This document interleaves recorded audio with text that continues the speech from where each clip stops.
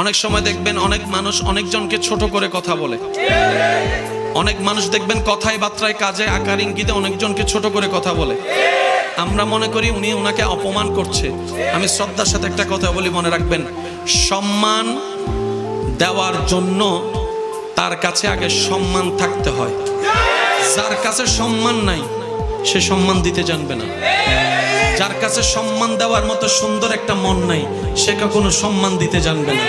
তো কাউকে যদি দেখেন আপনাকে অপমান করছে, আপনি বুঝে নিবেন তার কাছে দেওয়ার মতো সম্মান, বুঝার মতো সুন্দর মন, মাফ করার মতো বড় অন্তর, ব্যর্থতা তার, ব্যর্থতা আপনার নয়। তো কারো কাছ থেকে অপমানিত হলে মন ছোট করবেন না। আমি অপমানিত হয়েছি, এই জায়গায় একটা টেকনিক অ্যাপ্লাই করবেন, সেটা হচ্ছে আপনি ধৈর্য ধরে ওনাকে মাফ করে দিবেন। আল্লাহর দিকে